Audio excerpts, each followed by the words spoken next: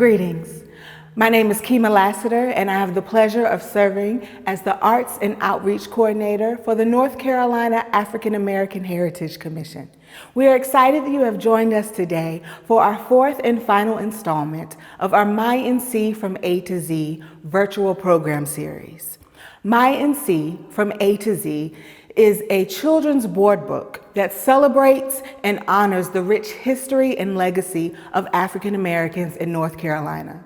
Today, I am here at the Freeman Roundhouse Museum for our fourth program of MyNC in My Backyard. And I'm here with Bill Myers of the musical group The Monitors. Mr. Myers will be speaking of his legacy and his experiences as a musician in North Carolina and throughout the country. We are excited that you have joined us today, and we want you to sit back and enjoy these stories from Bill Myers as he shares with us on his experiences in North Carolina and beyond. Enjoy.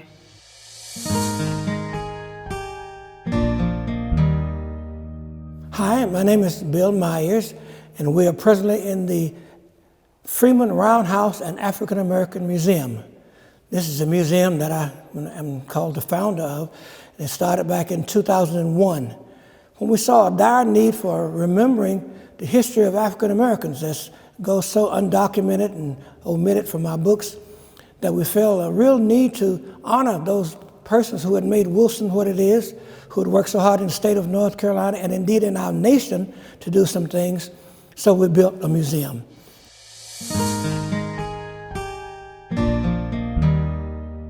I was born shortly after the Great Depression here.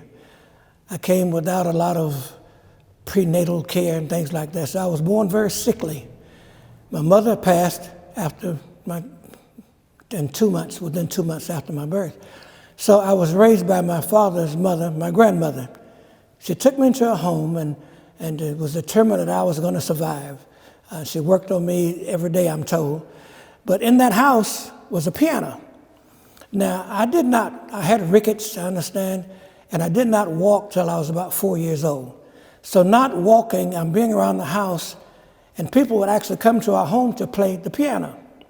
And as a child, I would sit there and watch them play. I watched how they put their fingers on the keys and things like that, and I wanted to do that. So I've known from birth almost that I wanted to be a musician. That was in me. I used to listen to the radio, and I would hear people like Louis Armstrong playing the trumpet. And we had an old cornet at our home. And I would take that trumpet and try to play and imitate Louis Armstrong. Then I heard the Duke Ellington band. My grandmother loved Duke Ellington and Johnny Hodges and that sweet saxophone that he would play. And so I loved that. And from watching the people come to the house and from listening to Duke Ellington, it was embedded in my spirit that I wanted to do just that. As I would sit there and people would come to the house, I used to watch them. They put the fingers up there and play. And they play hymns.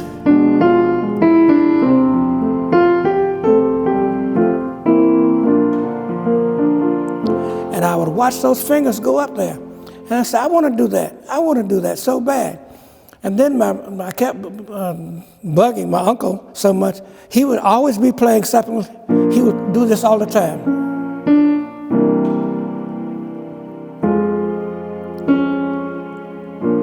I said, please show me how to do that. Please show me. So he took my little fingers. I never forget this. I must have been about 8 years old. And he put my fingers on the keys. And he said, now you just mash this right here and go. And I had a hard time reaching that because my little fingers couldn't hardly reach those keys. But I would do. Now, I never knew what I was playing. I was imitating what my uncle taught me to do on that. It was way later in life that I found out that was a tune by Duke Ellington called Mood in the Go. I didn't know that. I was just kept playing what I did. And then I began to discover things about the piano that I didn't know. You see, in school at that time, we had a period called devotion period. Every day, 15 minutes was the day started. People would go around the room, we stand up and say a Bible verse. And then we sing songs. We do the Pledge of Allegiance, have prayer, and then we sing what was called Negro spirituals on that. And we would sing. And I discovered on the piano that all those songs could be done on the black keys on the piano. I said, oh my God.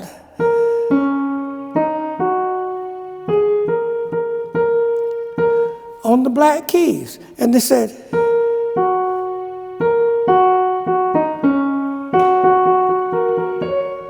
all black keys. I discovered that. Like I said, I learned that on my own, that, the black keys, I could play all those spirituals. And then after, going to college, I found out that actually had a name. It's called a pentatonic scale. And then the musicologists, call it pentatonic scale, and others call it the slave scale, because most of all of those Negro spirituals can be played on those black keys, those 5 keys on that. And so that's something I picked up myself. But then I started to play in church, and things and doing like that. And so then I said, I can get off the black keys now,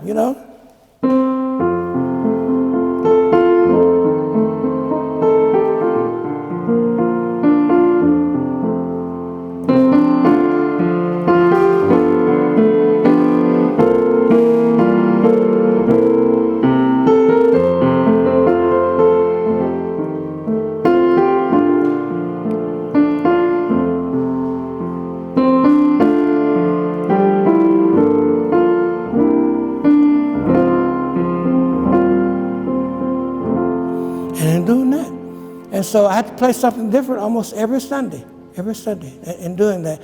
But I learned that so much came from those Negro spirituals.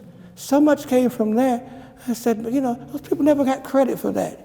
But people like Roland Hayes and Marian Anderson, who, in doing their concerts, would always include Negro spirituals on that. And I was so proud that they were doing that, because that's our history. That's our history. I can just sometimes see those people in those slave ships, and all those things in there, and and that's the body of music that came out of that. So in my playing around, my grandmother heard me playing around and says, I got to get you some piano lessons. We're going to get you some lessons. So she hired a lady who was the organist at our church, said, will you please teach my grandson how to play the piano? She says, of course I will. I'll charge you 50 cents a lesson.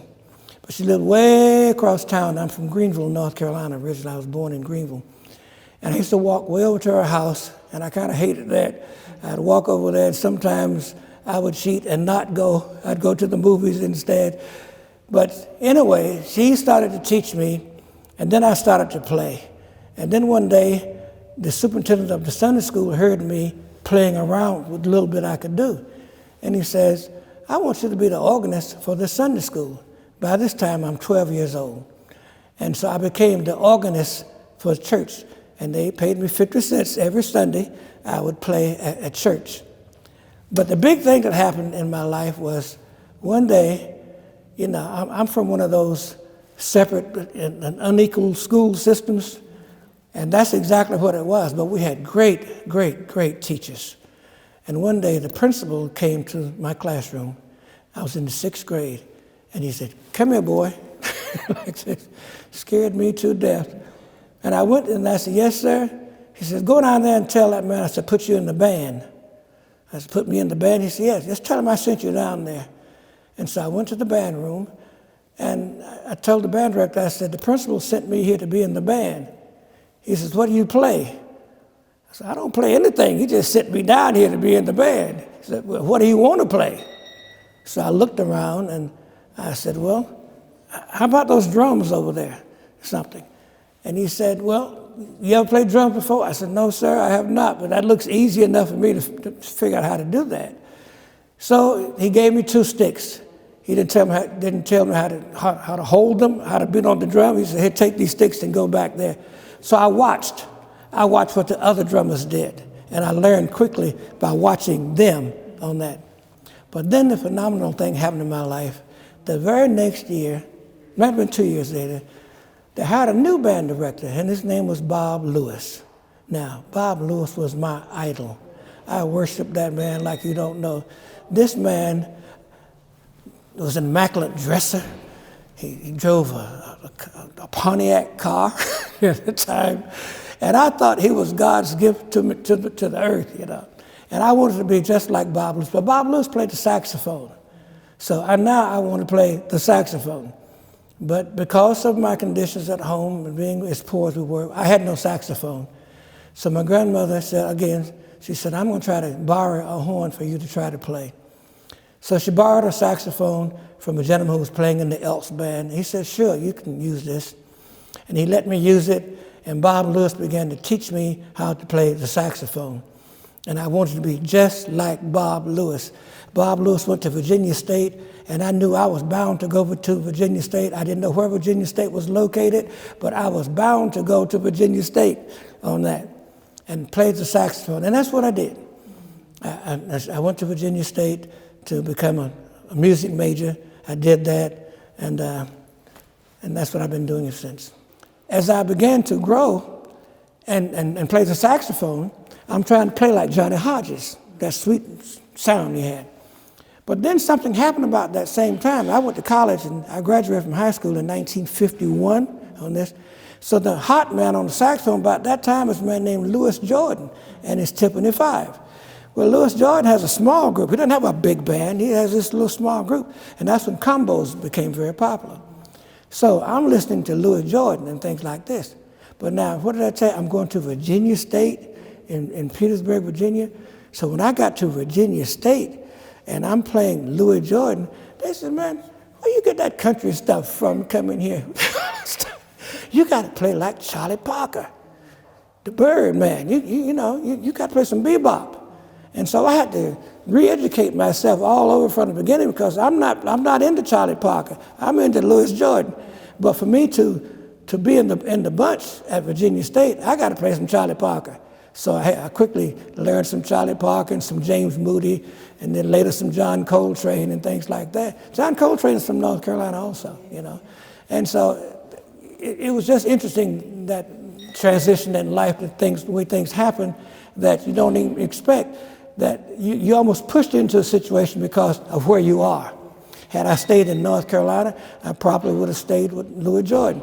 But I went across the border into Virginia, and they said, no, man, you got to play some Charlie Parker to come in here. And in fact, when you go to college, you have to audition to see where they're going to place you in the department. And so I went there, and I said, I'm a saxophone player. And they said, well, where's your horn? Where's your saxophone? I said, I don't have one. The man said, wait a minute, let me get this straight. You come here to be a music major, and you're going to play the saxophone, and you don't have a saxophone. I said, no, sir, I do not, like this. So he said, it's an unusual situation. He said, well, I'll have to audition you with an air saxophone. Okay. He said, show me how to finger B-flat 3 ways on the saxophone. So by air, I'm showing him how to do it. I said, mash this little key on the side and do it. That was so unusual that, anyway, they placed me in the music department and then gave me a job. I was a janitor for the football team. I'd clean up all the locker rooms and all that stuff until my sophomore year I was able to buy a saxophone on that. So I majored in saxophone. So I love saxophone, I still do.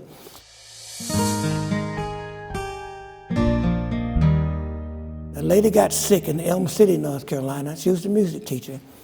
And my dad called the principal and asked him to interview me. This is way in October. School had started in September. And so I went over and had the interview, and they hired me on the spot. Now, I'm in North Carolina, but I'm used to playing in bands and things like that. So I started playing with a band out of Greenville called the Cavaliers. And we played over at East Carolina University. We played at Chapel Hill at the University of North Carolina, and things like that. But I said, I keep playing with somebody else. I want to play in my own band. I want to have a band that's so versatile that we can do any kind of music. The band specialized either in soul or funk or whatever, and that's all they could do.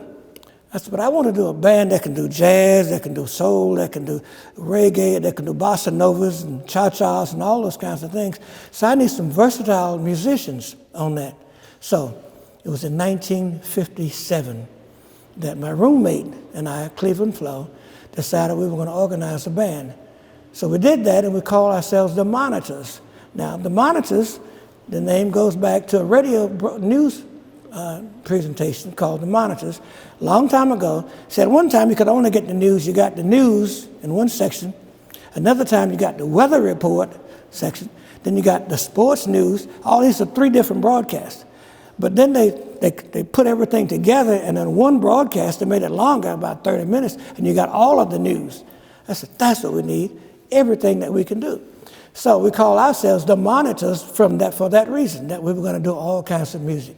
So we did that in 1957 on that. We got musicians who wanted to play and who could play. And then things started to happen.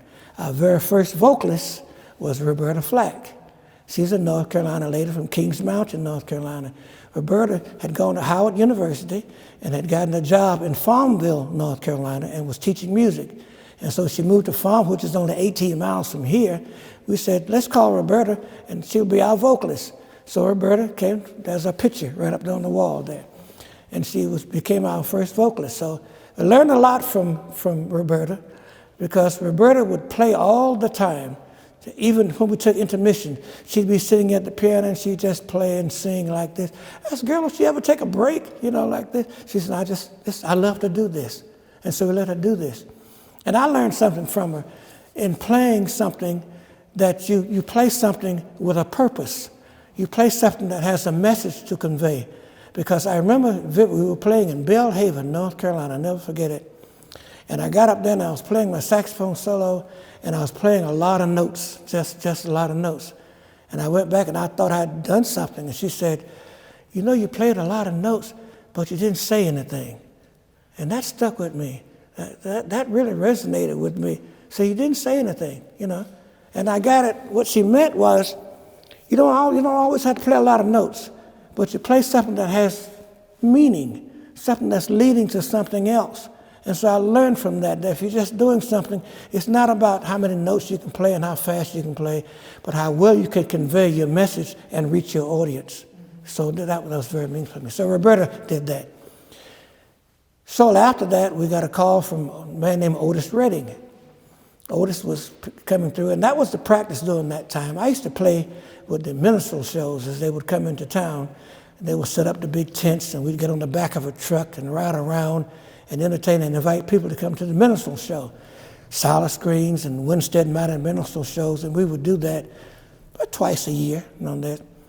So reputation got around that those monitors can do that music. They can read the music and they can play, and they can listen. That's a big part of music.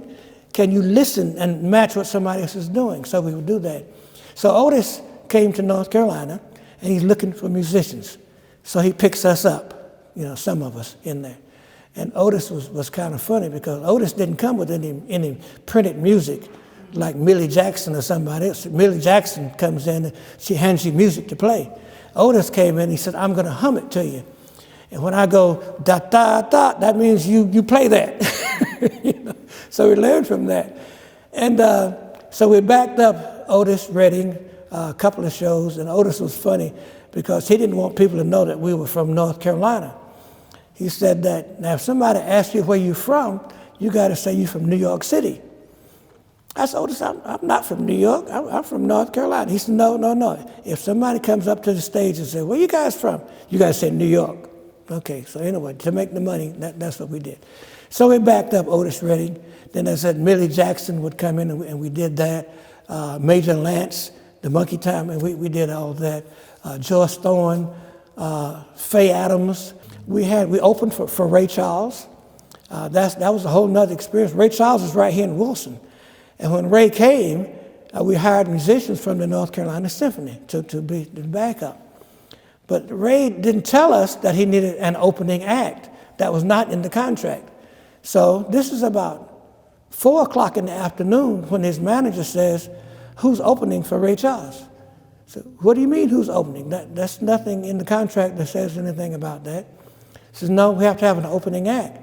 Uh-oh. Now this program was supposed to start about 7:30, So the director of the Arts Council said, Bill, we got to have somebody come and play to open up this concert. So I got on the phone. I started calling the monitors. One of them was in the dentist chair in Rocky Mount. Another one was at East Carolina doing all kinds. But I got them together. And we came together and opened for Ray Charles. We did that. The next year, Roberta Flack came back and we opened for her also.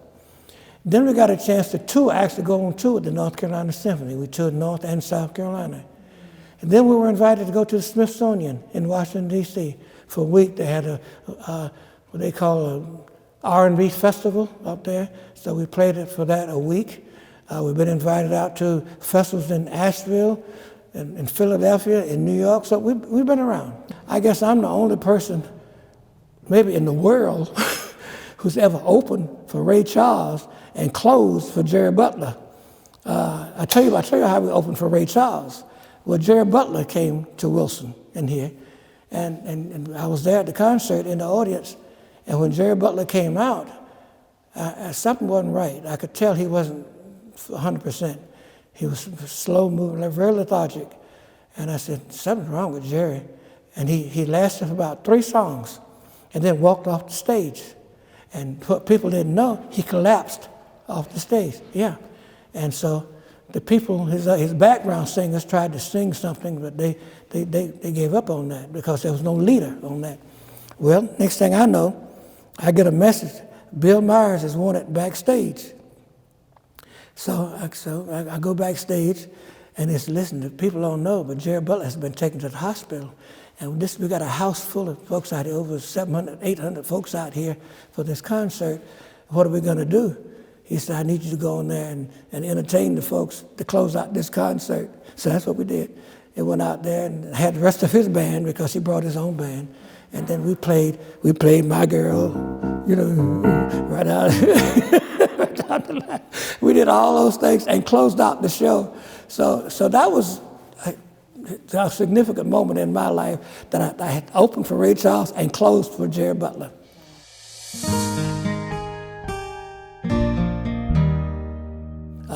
I had an opportunity when Supremes were running good. They did a concert in Raleigh at the Dorton Arena a long time ago. And so I wrote a song for Diana Ross to sing, and I wanted to get it to her. I wrote it just for Diana Ross. And I remember I wrote it out and I scripted it out. I said, I got to get this in her hands. I wrote this song for her.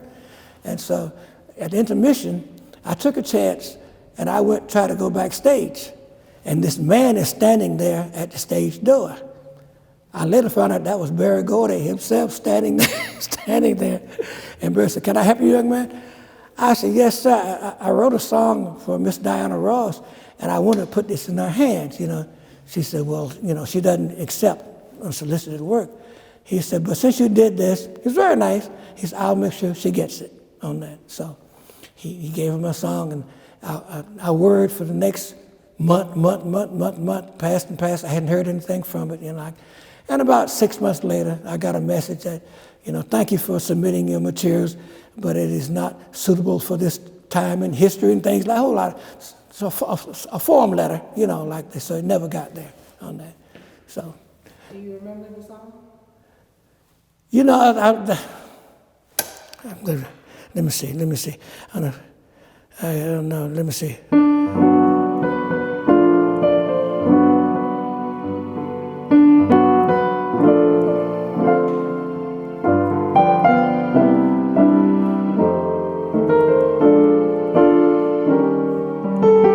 Is it love?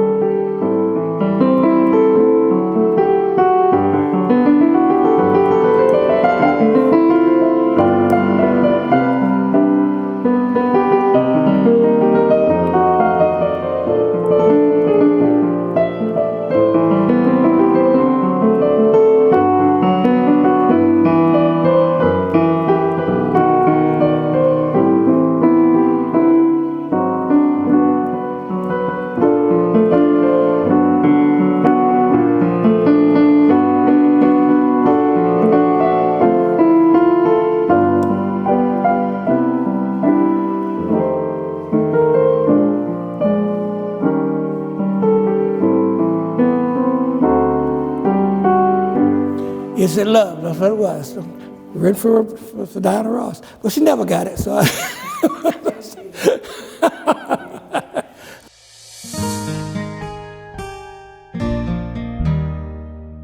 At the museum here, during the months of May, June, and July, we have concerts out on the lawn.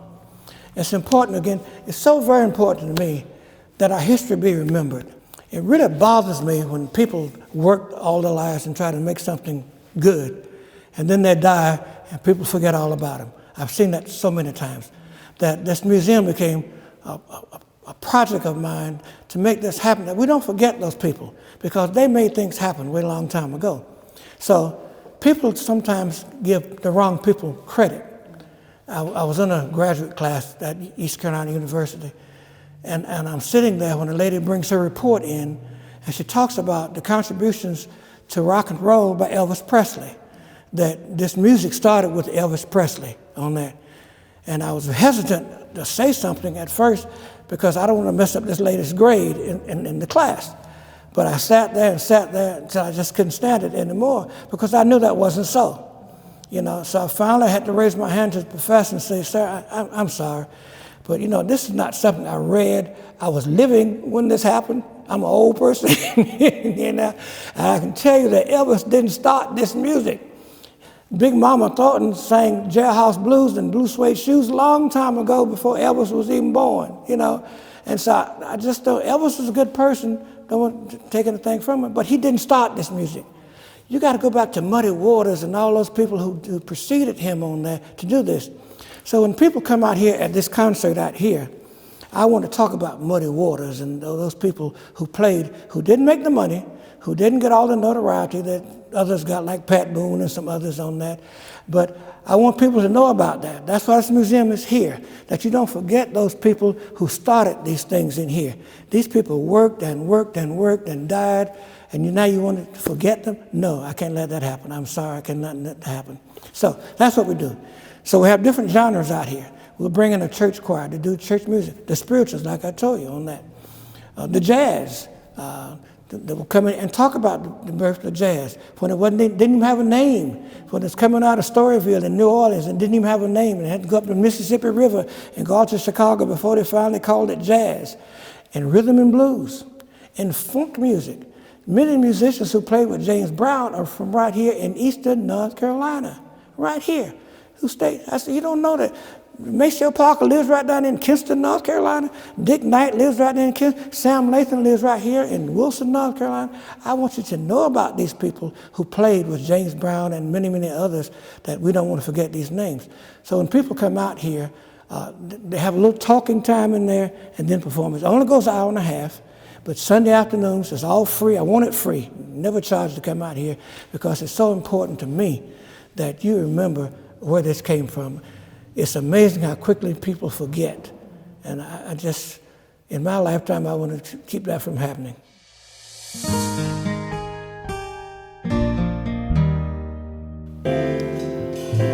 This is the Duke Ellington piece right here. It's called Satin Doll. And it has a very simple melody.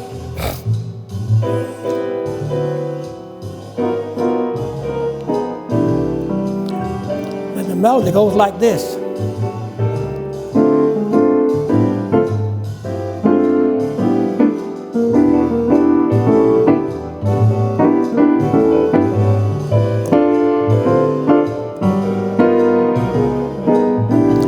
Has a bridge.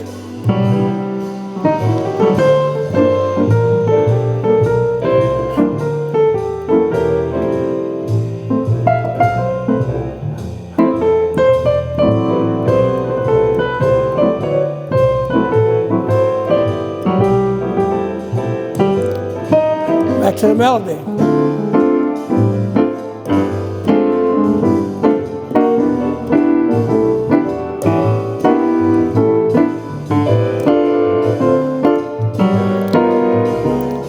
Notes.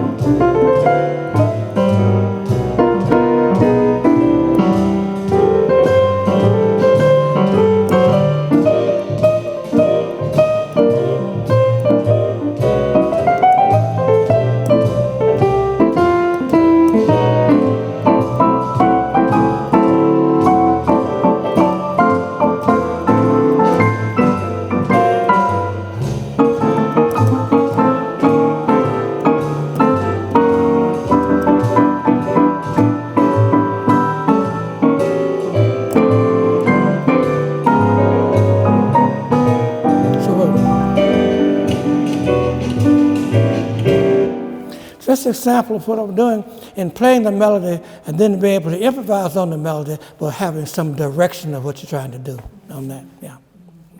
What a treat that was to hear from Bill Myers and his experiences and stories with the Monitors as they performed with Roberta Flack and Otis Redding and Ray Charles, and all right here in North Carolina. We thank you for joining us today, and please stay tuned for more programming to come from the North Carolina African American Heritage Commission. Thank you.